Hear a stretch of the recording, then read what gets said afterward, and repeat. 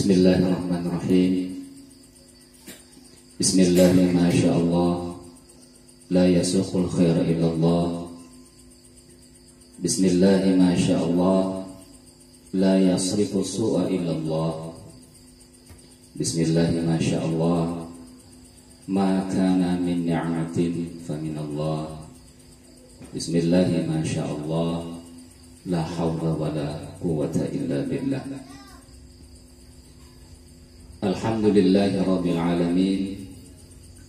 Wassalatu wassalamu ala sayyidil mursalin wa imamil muttaqin wa ala alihi wa sahbihi wa man da'a bi da'watihi wal tazama bi tariqatihi wa tarasama khattahu wa ja'ala al-aqidata al-islamiyyata asasan li fikratihi wal ahkama syar'iyyata miqyasan li a'malihi.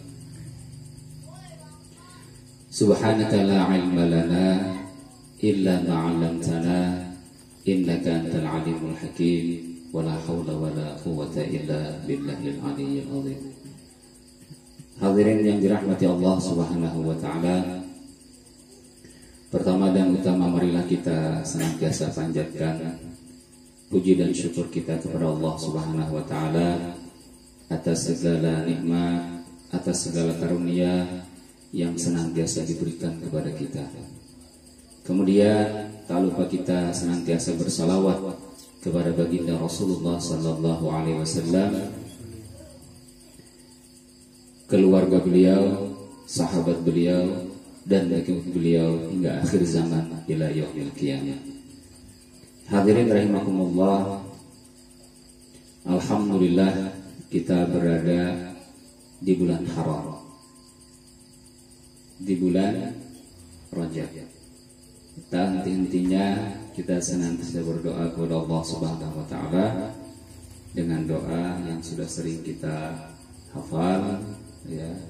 Allahumma barik lana fi Rajab wa Sya'ban wa ballighna Ramadan. Ya Allah, berikanlah kami keberkahan di bulan Rajab ini dan nanti di bulan Sya'ban, dan sampaikanlah kami ya Allah ke bulan Ramadan. Amin ya Allah ya Rabbul Alamin. Hadirin yang dirahmati Allah Subhanahu wa taala, niki banyak Jawa campur ya, tapi saya nggak bisa bahasa Jawa. Nyuwun sewu lah ya, kalau nyuwun sewu bisa. Mohon maaf yang sebesar-besarnya kalau mungkin nanti ada kata-kata yang kurang berkenan, tapi insya Allah mudah-mudahan bisa dimaklumi. Hadirin yang dirahmati Allah Subhanahu wa taala, kita sudah maklum bahwasanya pada bulan ini, bulan Rajab, kita diingatkan dengan sebuah peristiwa, yakni Isra wal Mi'raj. Ada dua hal yang barangkali insya Allah ulun sampaikan pada kesempatan kali ini. Yang pertama, bagaimana peristiwa Isra dan Mi'raj itu adalah merupakan ujian, adalah merupakan batu penentu bagaimana keimanan kepada risalah baginda Rasulullah sallallahu alaihi wasallam. Dan yang kedua nanti sedikit kita ingatkan dengan latar belakang peristiwa pada saat itu dikaitkan dengan apa yang terjadi pada saat ini. Hadirin rahimakumullah, Allah Subhanahu wa taala berfirman di dalam surat Al-Isra ayat yang pertama, A'udzu billahi samil alim minasyaitonir rajim. Bismillahirrahmanirrahim. Subhanalladzi asra bi'abdihi laylan minal masjidil harami ilal masjidil aqsa alladzi barakna hawlahu linuriyahu min ayatina innahu huwas sami'ul basir. Sadaqallahul azim wa sadaqa rasulul karim. Allahumma arhamna bil Qur'anil karim. Hadirin rahimakumullah, ayat ini Dan peristiwa ini kurang lebih terjadi 1443 kira-kira ya. Jadi hadirin yang dirahmati Allah Subhanahu wa taala, peristiwa Isra dan Mi'raj itu terjadi pada saat tahun ke-11 kenabian Nabi Sallallahu Alaihi Wasallam, dan kurang lebih 2,5 tahun berikutnya setelah peristiwa ini, baginda Rasulullah SAW mendapatkan nasrun minallah, mendapatkan pertolongan dari Allah, sehingga beliau hijrah ke Madinah, dan di sana beliau membina masyarakat. Nah, jadi ini cukup lama ya, tapi insya Allah spiritnya, peristiwanya akan senantiasa kita kenang untuk kembali mengingatkan kita tadi. Hadirin rahimakumullah, subhanalladzi, ayat ini diawali dengan isim litasbih, untuk mensucikan ya. Ini Allah Subhanahu wa taala mengawali dengan subhana, maha suci Allah ya, agar nanti kabar yang Allah kabarkan, kabar yang Allah beritakan pada peristiwa ini jauh dari hal-hal yang barangkali oleh manusia itu disifati dengan hal-hal yang kurang baik begitu. Makanya Allah mengawali dengan tasbih seperti ini. Nah, subhanalladzi, maha suci Allah. Jadi bagi seorang yang beriman itu, dia ketika mendengar ayat ini, dia menepiskan segala kekurangan-kekurangan, menepiskan segala sifat-sifat yang tidak layak bagi Allah Subhanahu wa taala.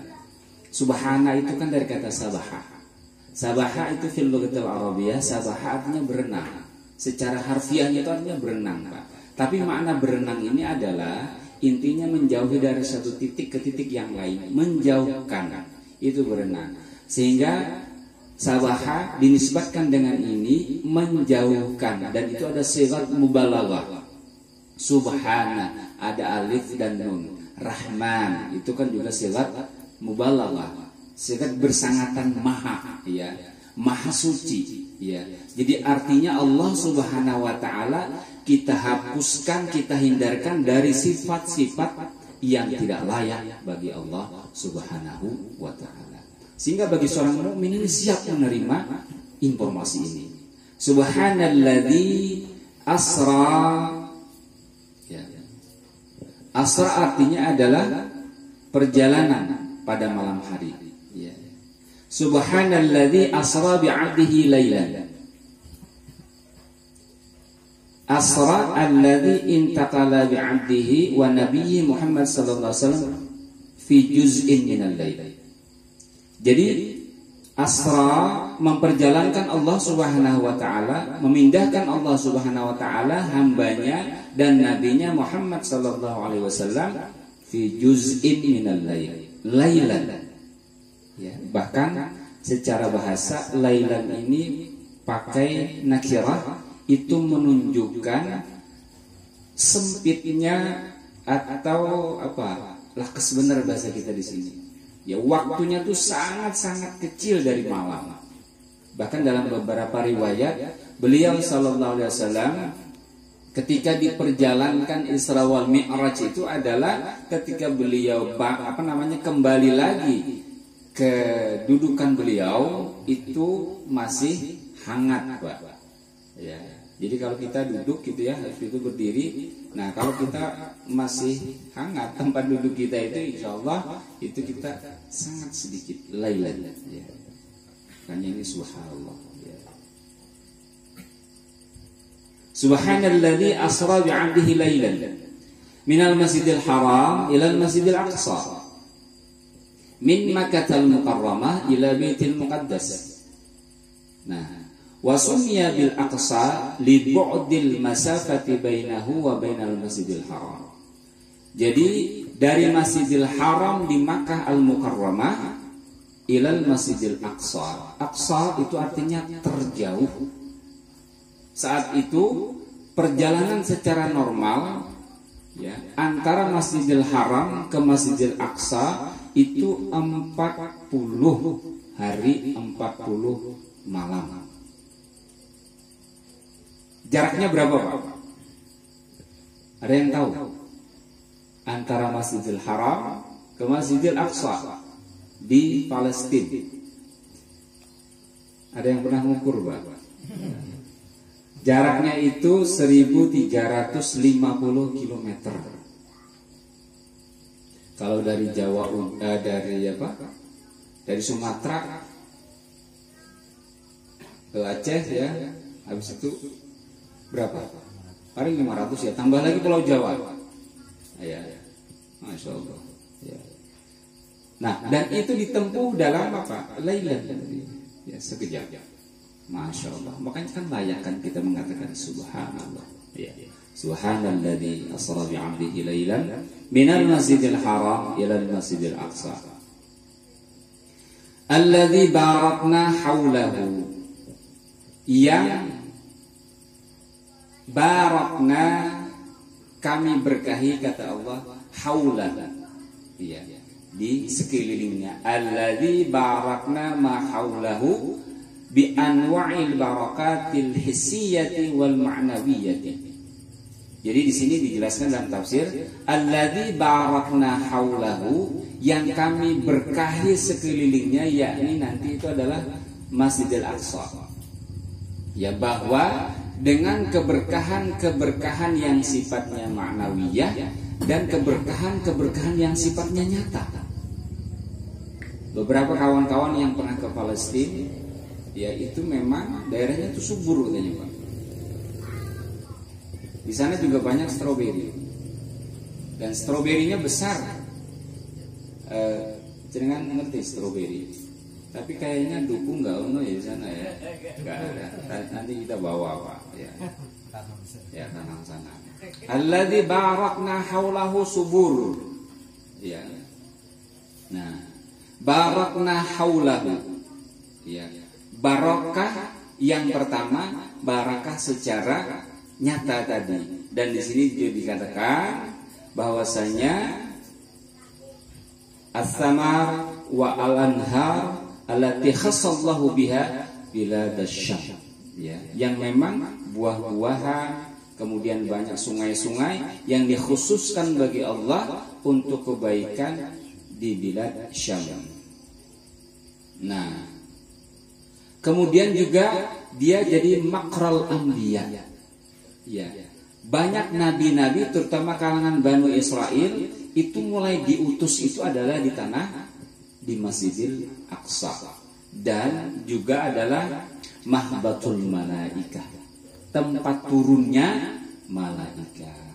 Makanya ini kan tempat adalah tempat yang ketiga yang disunahkan kalau kita bisa ziarah. Ya, setelah Masjidil Haram, ya, setelah Makkah, kemudian Madinah, kemudian Masjidil Aqsa. Kalau awal, kalau bisa. Memang sekarang kondisinya sulit, ya. Nah, alladzi barakna haulahu linuriyahu min ayatina, agar kami memperlihatkan, ya, kepada hamba kami Muhammad sallallahu alaihi wasallam ayatina al-ajibah al-azimah. Dalam beberapa keterangan Rasulullah SAW habis itu kan dimi'rajkan oleh Allah Subhanahu Wa Taala, ya. Kemudian diperlihatkan berbagai tanda-tanda kekuasaan Allah Subhanahu Wa Taala. Innahu huwas sami'ul basir. Sesungguhnya Dia Allah as-sami', ya, sangat mendengar. Ya, al-basir itu juga sama, sifatnya itu adalah sifat mubalaghah juga. Bismillahirrahmanirrahim, pakai ya. Nah, ini pakai as-sami' al-basir. Bahwa Allah Subhanahu wa taala annahu huwa as-sami' li aqwali Muhammad sallallahu alaihi wasallam wal basir bi af'alihi, bahwa Allah Subhanahu wa taala Maha mendengar perkataan Rasulullah sallallahu alaihi wasallam dan Maha melihat apa-apa yang dilakukan oleh baginda Rasulullah sallallahu alaihi wasallam. Nah, jadi hadirin rahimakumullah, ya. Ini adalah bagaimana perjalanan Isra baginda Rasulullah sallallahu alaihi wasallam. Setelah itu, ya, kemudian baginda Rasulullah SAW di-mi'rajkan. Mi'raj itu adalah, dalam beberapa penjelasan dikatakan mi'raj itu adalah tangga, ya, untuk menuju ke langit. Ta'arujul malaikatu warruhu ilaihi fi yawmin kana miqdaruhu 50,000 sanah. Di dalam surat Al-Ma'arij. Al-Ma'arij itu adalah jamak dari mi'raj. Apa mungkin bahasa sekarang itu kayak eskalator ya, bukan ekskavator ya.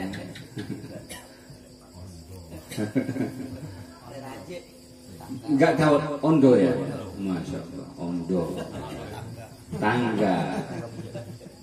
Yang dalam ayat surat Al-Ma'arij itu adalah fi yaumin ta'arujul malaikatu warruh, melakukan mi'raj, ya, perjalanan vertikal, ya, malaikat, banyak malaikat warruh, dan di sini adalah maksudnya malaikat Jibril. Yaumin fi yaumin miqdaru 50,000 sanah.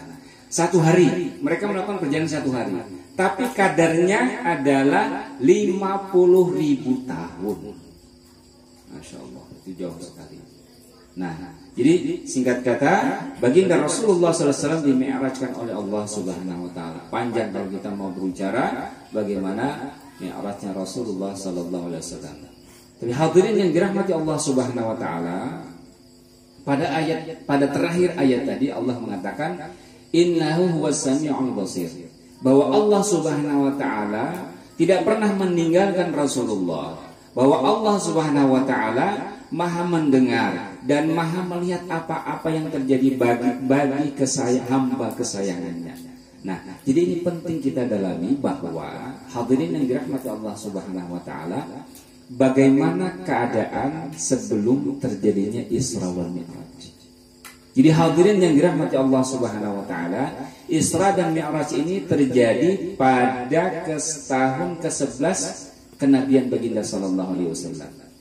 Dan kurang lebih 3 tahun sebelum terjadinya ini peristiwa tersebut, baginda sallallahu alaihi wasallam dengan para sahabat mengalami ujian-ujian hidup yang luar biasa. Jadi sejak tahun 789, 3 tahun baginda Rasulullah sallallahu alaihi wasallam yang mengalami kondisi yang sangat-sangat menyakitkan. Jadi baginda Rasulullah SAW saat itu melakukan dakwah, dilakukan penentangan oleh kafir Quraisy, yang secara umum ada 3 penentangan. Yang pertama adalah baginda Rasulullah SAW dengan para sahabat dilakukan oleh orang-orang Quraisy yang namanya muqata'ah. Muqata'ah itu adalah diputus hubungan. Bahasa sekarang itu diboikot. Jadi Bani Hashim dan para sahabat Rasulullah tidak boleh melakukan jual beli dengan masyarakat Arab. Agar apa? Agar terjadi pemiskinan dan kemiskinan yang luar biasa kepada para pengemban risalah baginda sallallahu alaihi wasallam. Ya, jadi yang pertama muqata'ah. Yang kedua adalah ta'dzib. Diazab. Ya, disiksa. Ya. Keluarga Yasir bahkan ya sampai meninggal. Ya. Ini adalah seorang muslim yang pertama syahid. Ya. Ketika baginda sallallahu alaihi wasallam melihat itu, surga buatmu wahai keluarga Yasir. Apa jawab Yasir? Ya Rasulullah, aku sudah melihatnya. Masya Allah. Ya. Kemudian yang ketiga, orang-orang Quraisy melakukan di'awah. Da'wah itu propaganda.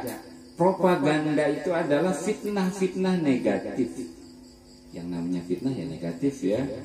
Jadi mereka orang-orang Quraisy itu berkumpul. Apa kira-kira Muhammad ini dinamai apa ini? Ini mereka mau mengganggu ketertiban masyarakat Quraisy. Ya. Dia ini ya menghina Tuhan kita. Bahkan Muhammad ini memisahkan antara bapak dengan anaknya. Lalu mereka rapat melakukan da'wah propaganda. Ada yang mengusulkan kita akan beri yang namanya Muhammad itu gelar orang gila. Nun wal qalami wa ma yasturun ma anta bi ni'mati rabbika bimajnun. Majnun. Ya, mereka mengatakan Muhammad majnun. Ya. Tapi ada yang tidak sependapat. Ya udah kita katakan saja Muhammad ini tukang sihir. Nah, dan macam-macam lah. Ya, propaganda. Sama persis bagaimana kondisi kaum muslimin saat ini. Banyak dilakukan propaganda dari orang-orang kafir, orang-orang yang tidak senang kepada Islam, orang-orang yang tidak senang kepada perjuangan dan perkembangan Islam. Difitnahlah kaum muslimin dengan istilah-istilah radikal, istilah-istilah terorisme dan sebagainya. Dan itu seringkali dia tidak jelas definisinya, tapi dialamatkan kepada Islam dan kaum muslimin. Jadi baginda Rasulullah saat itu mengalami 3 tekanan. Jadi beliau mengalami fitnah, da'wah, beliau mengalami muqata'ah, ya. Bahkan saat itu banyak para sahabat yang makan dedaunan, ya, di boikot. Kemudian Rasulullah dan para sahabat diadab, disiksa. Ya sama juga dengan kaum muslimin saat ini. Ya. Sampai kita melihat kadang-kadang tidak kuat bagaimana saudara-saudara kita yang ada di India saat ini. Ya, mereka dibunuh dan diperkosa. Ya, semoga Allah Subhanahu wa taala memberikan kesabaran kepada mereka. Nah, hadirin yang dirahmati Allah Subhanahu wa taala, dan yang berikutnya ya, beliau ditinggalkan oleh orang-orang yang mendukung dakwah beliau. Saat itu paman beliau Abu Thalib yang senantiasa pasang badan begitu kan atas dakwah beliau, itu adalah diwafatkan Allah Subhanahu wa taala. Beberapa tahun kemudian ya pendukung pendamping beliau Siti Khadijah Al-Kubra juga diwafatkan Allah Subhanahu wa taala. Masya Allah ya, Siti Khadijah ini luar biasa Pak. Kekayaan Siti Khadijah itu kurang lebih itu kalau tidak salah dia 2/3 ya. 2/3 saat itu aset kekayaan Makkah itu milik Siti Khadijah. Masya Allah. Coba pian sekarang jalan-jalan ke Mekah ya, dihitung semua kekayaan Mekah itu ya, kemudian bagi 3. 2/3-nya tuh saat itu milik Siti Khadijah. Orang bukan miliarder lagi, triliuner gitu ya. Nah, tapi apa? Hadirin yang dirahmati Allah Subhanahu wa taala, itu dana, itu harta 100% beliau sumbangkan, beliau gunakan untuk menyokong dakwah Rasulullah sallallahu alaihi wasallam. Sehingga pada masa-masa akhir hayatnya beliau itu dalam riwayat memiliki baju yang tambalannya itu lebih dari 80. Ya. Habis itu kan berlinang air mata Siti Khadijah. Kemudian Rasulullah SAW bertanya kepada Siti Khadijah, wahai Siti Khadijah, apakah engkau menyesal? Enggak. Tidak ada. Ya. Lalu Siti Khadijah mengatakan, wahai Rasulullah, wahai Nabiullah, ya, kalau aku nanti sudah mati, ya, kemudian engkau masih memerlukan sokongan untuk dakwah ini, galilah kuburku, ya, susunlah tulang belulang tubuhku untuk menyampaikan kamu, untuk membantu engkau dalam dakwah ini. Masya Allah, ya, luar biasa. Dan Siti Khadijah itu terakhir kan dengan malu-malu beliau meminta surban kepada Rasulullah yang sering digunakan untuk menerima wahyu. Agar apa? Agar terhindar dari azab kubur. Dan beliau memohon kepada putrinya, ya, Siti Fatimah Az-Zahra, untuk memintakan itu kepada ayahanda Rasulullah Sallallahu Alaihi Wasallam. Jadi hadirin yang dirahmati Allah Subhanahu Wa Taala, saat itu baginda Rasulullah mengalami tekanan-tekanan yang luar biasa.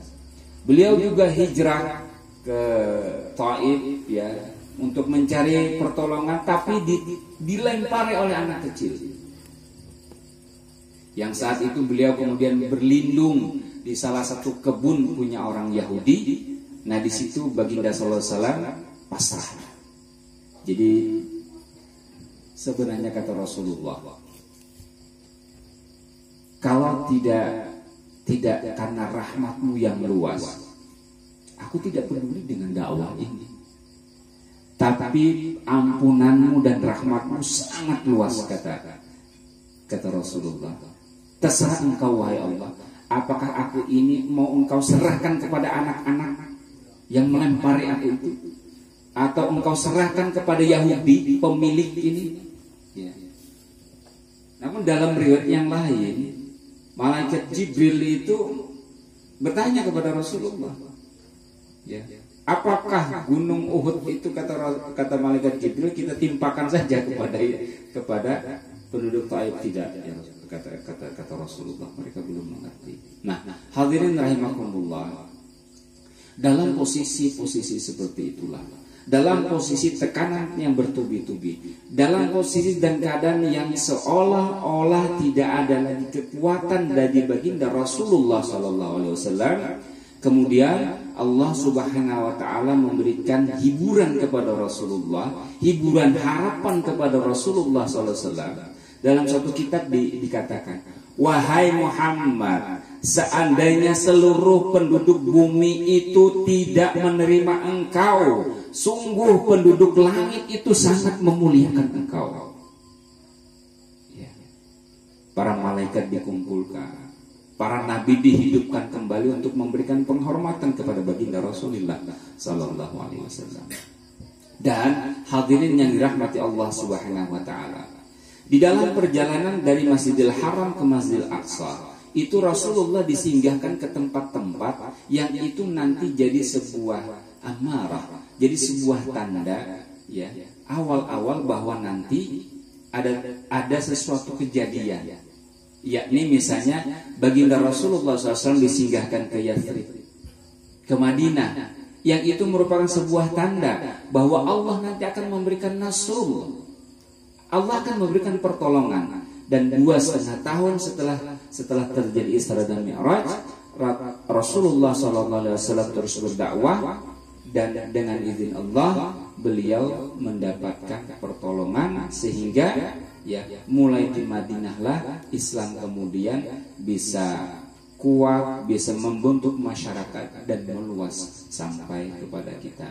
Jadi hadirin yang dirahmati Allah Subhanahu Wa Taala, ala kulli hal, ya, kalau misalnya, ya, kondisi keadaan, ya, Rasulullah Sallallahu Alaihi Wasallam sebelum Isra wal Mi'raj itu kita kaitkan dengan kondisi kita sekarang, bahwa pada saat itu Rasulullah SAW mengalami tekanan-tekanan, pada saat itu Rasulullah SAW mengalami muqata'ah, mengalami boykot. Pada saat itu baginda Rasulullah SAW dengan para sahabat mengalami ta'dzib.